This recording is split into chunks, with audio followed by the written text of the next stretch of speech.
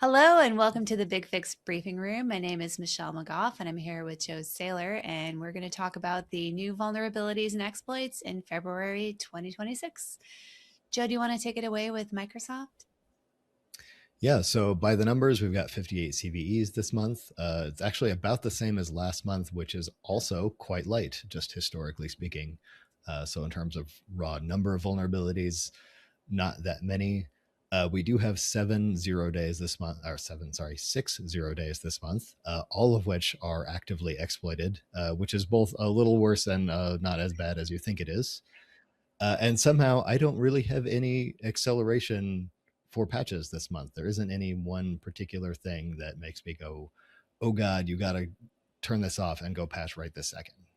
So So that's it's scattered all over the place. Is that the yeah, situation? Okay. All right. we're scattered all over the place and none of them are of the nature that you need to get it patched immediately or you're going to lose your entire enterprise. Okay. So what do you want to lead with? What do you think is the most urgent this month? Yeah, this one's actually interesting more than urgent. It's still urgent. So there is a vulnerability in the Azure SDK for Python. It's a remote code execution vulnerability. Um, the Azure SDK is essentially it uses a AI conversations feature, which is sort of you can think of it as like an agentic AI flow where one AI system talks to another and the data comes back. Part of that is that it has to set up essentially a network server. Like it has to, on the box that the Azure SDK is installed on, it has to have something that receives that data, right? So we now have an open port. Um, so this vulnerability is that if any of the Azure SDK ports are open for any of these agentic AI flows, a malicious actor can send just a packet and run whatever code they want against that endpoint. Okay. And this is why network admins don't like opening ports. All Yeah. right. Okay. Is there any remediation for this? Yeah, I mean, there's an update to the Azure SDK, which resolves it. To me, this is kind of, I think, the beginning of a trend I thought was going to come a long time ago. Tools like this, any sort of agentic AI tool, like say Claude, they love to set up HTTP servers to do all of the agentic AI flows, right? You need to have a network endpoint to do this kind of thing. And it's very surprising to me that this hasn't happened earlier, because anytime you have an application that's just setting up HTTP servers, especially using code that is essentially unvetted, right, like AI generated code, it's very hard for that to be secure. And so I think this is maybe the beginning of a wave of this kind of vulnerability. Well, then we'll see a wave of responses, and that will start to get locked down and a little more difficult to configure. But the industry will respond. Mhm. But for the moment, we've got an exploit. Okay. Well, at least it's been addressed, so there is a way to remediate. So that's good. But I see a 9.8. That's a pretty high score. So this must just be very, very, very easy to exploit. Yeah, low complexity, no permissions required, no user interaction required. Like all of those indicators are all as easy as they can be to exploit. Okay, hence the score. All right. Um, okay, well, what's next? Next, we're moving on to the just giant raft of actively exploited 0 days for this month. The first one is a little bit of a mystery. There's basically no detail that has been provided by Microsoft in the disclosure here. Um, it's in the MS-HTML framework, which is basically the thing your browser uses to like decode Yeah. HTML stuff. It is like, because there's no detail, we kind of have to use the vulnerability string to guess at what it's doing here, what the actual vulnerability is. So the first thing I notice is that even though this is a network vector attack, it does have user interaction marked as required.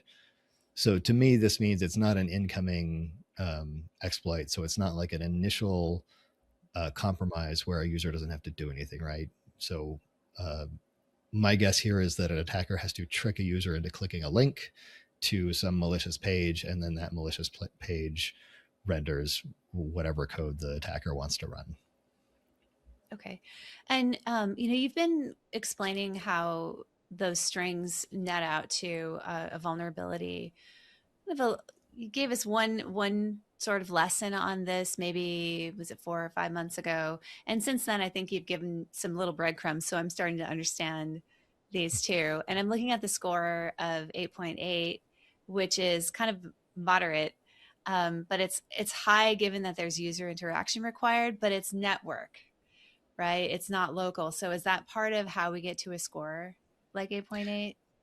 Yeah, to me, this is kind of an indicator of the weakness of the CVSS system. So, yeah, technically, this looks like a network vulnerability. And as in terms of CVSS, that means that increases the rating dramatically because a Yeah. network vector typically means an attacker can get to that system from wherever it can see the system in terms of TCP connectivity, right? In this case, I think that inflates the rating more than necessary because to me, the compromise is really more of a local attack because we have to trick a user into doing something. So the attacker has to already either have access to the system and click it themselves, click the link themselves, or they have to have socially engineered a user into clicking a malicious link. Which, if you are at the point where you have tricked someone into clicking on a malicious link, uh, there's many other things you could have done already anyway. Okay. Well, thanks for breaking that down a little bit. I think whenever there's no meaningful detail provided, it is really hard to know how seriously to take the Yeah, vulnerability. Yeah. yeah, because to me, my initial read on this was, oh God, it's an HTML vulnerability, it's a network attack vector, and it's an Right. almost a 9 rating. So when I read that first, I was thinking this was a vulnerability that you need to remediate immediately. But because user interaction is required, that just to me drops the severity down just dramatically, right? So now the risk of patching your systems too quickly is maybe greater than having this vulnerability in your enterprise for another couple of days while you wait for your usual patching process to go through. Yeah. That's great advice, Joe. Thank you. Okay, so moving on to some other actively exploited 0 days, there is another vulnerability in Office, which I assumed was going to be a preview pane vulnerability because they always are, but uh, praise be, it is not. There is an issue in Word where a user that opens a malicious file can have their system compromised, but it's only in Word and it is not transmitted via the preview pane. So yeah, this is purely a local attack that a user has to be tricked into opening a malicious file on. Okay. Well, it's harder to trick somebody into that typically than it is to clicking a link. So I understand that. Yeah, it's a little bit lower Yeah, risk. yeah, and it's very interesting to me what we call an actively exploited 0 day as well.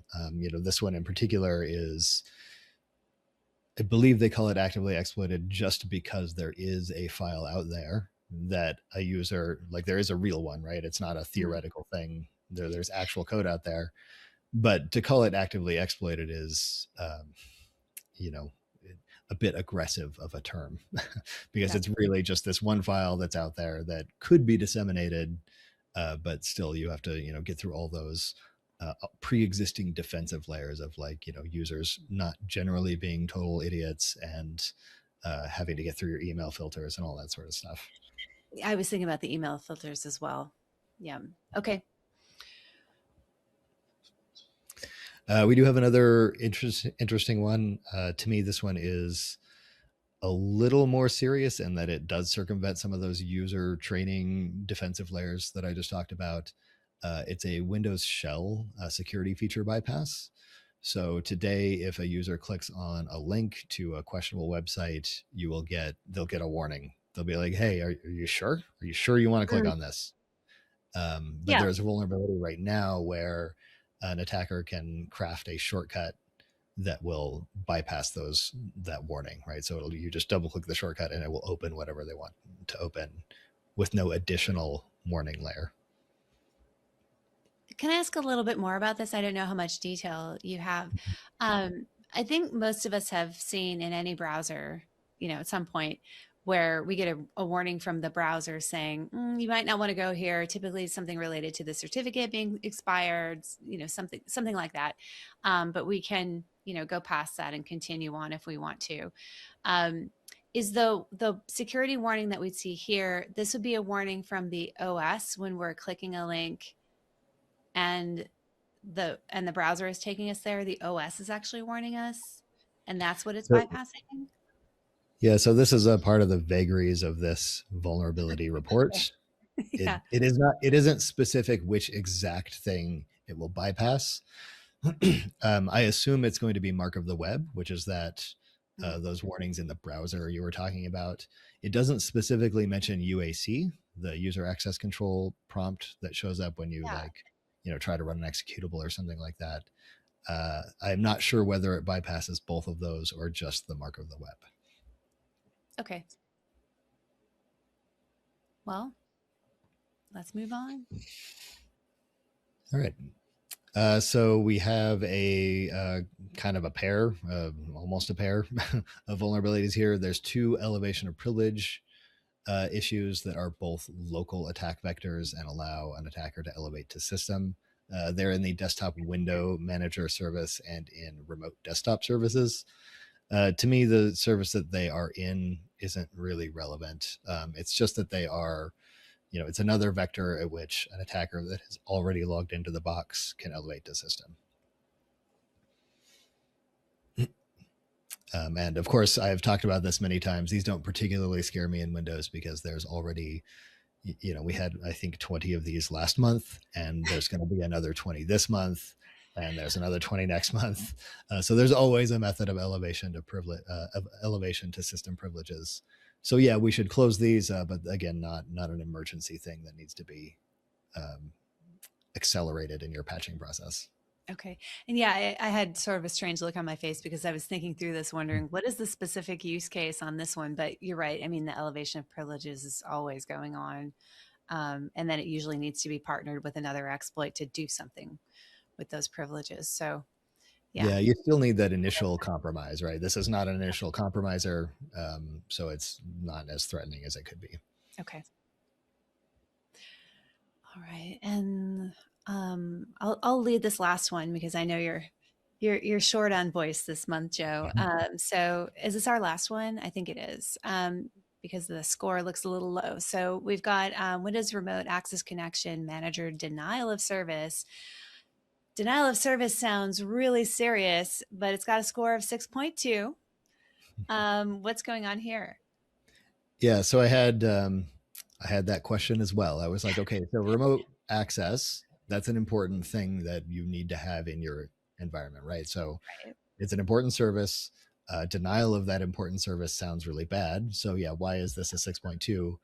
And reading further into it, the reason is that it's a local denial of service. So an attacker that is already logged into the box can deny service to the remote access service, which to me is kind of silly. Like if I'm already logged into, if I'm already authenticated and locally logged into a server box, uh, just being able to turn off the RAS connection is like the least of the things that I could do. So that's definitely why it's far down there. It's difficult to exploit, local only, very specific in its effects, and doesn't have a lot of breadth of anything that an attacker could really do with it. On the flip side, I'm going to let my devious mind run with this for a Mhm. moment. So please indulge me. If I did have that local access and denied remote access, would that then, prevent somebody who perhaps detected my malicious activity, wanting to come in and scope it out, do a little recon and see what I've been doing? That would, effectively delay them for a Yeah, period it's not. of Yeah, time. for sure. Yeah, Yeah. that could be one way to be a black hat. Way to go. Well, sometimes the best defense, what is it? Mhm. The best offense is a good defense, or the best defense is a good offense. It's both. You have to think both ways about it, right? What would somebody else be able to do with that? Mhm. But yeah, because it's local, I can understand why it has that low score. Mhm. Seems like more limited use cases there. Okay. Sure does. All right. You've got two stories for us this month. I'm excited to hear about them. I do. So we're going to start with Notepad++. Okay. As of about a week ago, I'm sure you guys have hopefully already heard the hoopla. I hope you're not hearing it directly from me first. But we were notified again about a week ago that some state actors, state malicious actors, to be clear, had compromised the domain that Notepad++ is hosted on, and were redirecting the traffic, the update traffic, from the legitimate binaries that updated your Notepad++ application to just some new malicious updaters, new malicious installers. And it had been going on since June of 2025. Yeah. So it's been going for a minute. Mhm. The hosting provider apparently found and fixed everything by, we think, at the latest September 2nd of 2025. So there was like a big period where any Notepad++ auto update traffic would have just downloaded and installed like virus packages. Right. And this is a broadly used application. I mean, It very it's broadly the used. only it's the only civilized text editor. Like if you're not using Notepad++, what are you doing with your life? This is very sad to me. Like this is Exactly. this is heartbreaking. So we did publish a fix for this on January 30th. And I think we published a slightly later version. I think we published, I think, yeah, 891 is the minimum, but didn't we publish? Yeah, so I I mean the actual fix for this is the actual fix for this is I hate to say pointless. So the fix in 8.9.1 for Notepad++ introduces basically hashing on the updater so that it verifies the files that it's getting before it executes them, which, yes, of course, please do that. uh, However, there currently isn't a vulnerability really, because the hosting provider has been transitioned to a new hosting provider that we are sure is not currently compromised. And so, really, any update right now is fine. The concern is that anybody that has used Notepad between June 2025 and September 2025 could have a compromised system. It is already compromised, Still, and yeah, yet still, like that's right. today, it could still be compromised. One of the things that we have done, and that's the link on screen here. Hopefully, we can get that in the description of the video or somewhere else. But we've come up with a fixlet that scans for the indicators of that compromise. I don't think anyone today knows all of the possible compromises that went out this way, because the attackers could have just rotated files all they wanted. Right. They were very highly targeted as well. So if you were just a user with some IP address in a random town in Arkansas, the attackers did not send you malicious files. So general users were not affected. You mean like consumers, personal users, right? Yeah. So they're looking for corporate or high value targets. Yeah, they were very, very specific in their targeting of which systems they sent out these malicious files to. Yeah. Okay. So I have seen some customers use this content to look for IoCs. I've also seen some additional queries come out in the forum, and there've been some bouncing around in BigFix Slack as well. So I expect that content probably will be updated um, in the days to come, and maybe for a while. This might end up being a much larger compromise, one of the ones where you remember the name for a few years. We'll see. But it's just so widespread. And to your point, if it was that targeted, which I didn't even know that, um, there are probably going to be some repercussions of that haven't been detected yet. So Yeah, I mean, not to add any nightmare fuel out there, but I for yeah, sure expect there to be like dormant files that have been, planted last yep. year that may end up being activated next year. So we will for sure be keeping up to date on the indicators of compromise here. As we find new ones, our fixlet and our contents will be updated to help detect this stuff.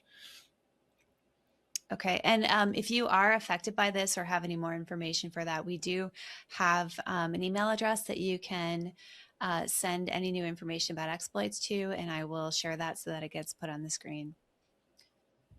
Okay. Well, what's the second story? The second story is somehow similarly depressing. So 7-Zip, another of my favorite tools, like who hasn't used 7-Zip before? Everybody compresses stuff, and 7-Zip has been the compression rock since, I don't know, like 20 years ago, 30 years ago. And so what happened, this was just today, this link, and that's the reason the URL looks kind of weird up there. I didn't want anybody to actually click on this. This link is live today. You can go click on it and have your system owned right now if you felt like it. But some malicious actors registered the 7zip.com domain, which looks very similar to 7-zip.com, which Which is is the the real domain. right, right. The Yeah. dash is the legitimate one. Yeah. So 7-Zip without the dash is today, if you dare to go click on a malicious site, it's identical. Like it looks like 7-zip.com.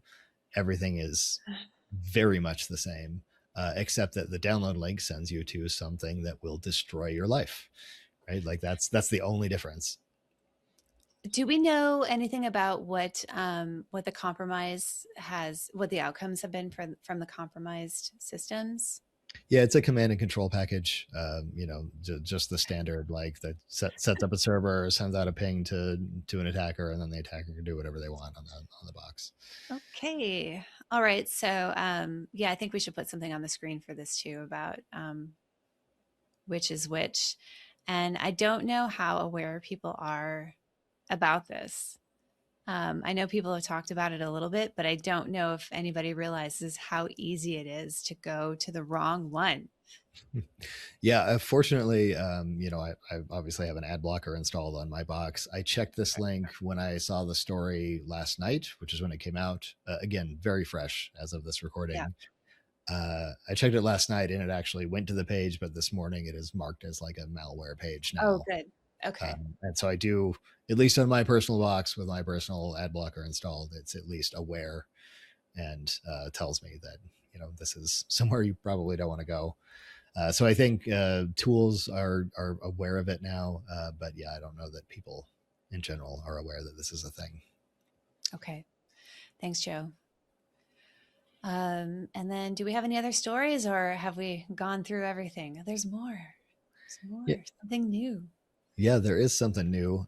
So just BigFix updates for the month. We do have a BigFix inventory release that came out. This is mostly a stability and performance improvement release. Okay. We've improved the consumption of ISO tags. We've improved the resiliency of the imports, so prevented a few situations where the import might fail, which is always something that's depressing to see when that happens.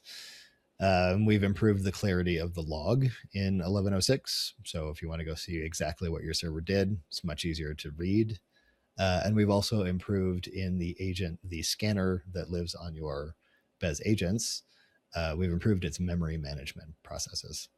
And that's the new one because we've got a couple of scanners, right? We have the classic scanner that does a disk scan, and then we have a modern scanner that's always looking for changes that doesn't need to wait for a full disk scan. It just detects what's Mhm. new, and then it's as close to real time as you can get. We'll update the inventory. So we're talking about the new That's right.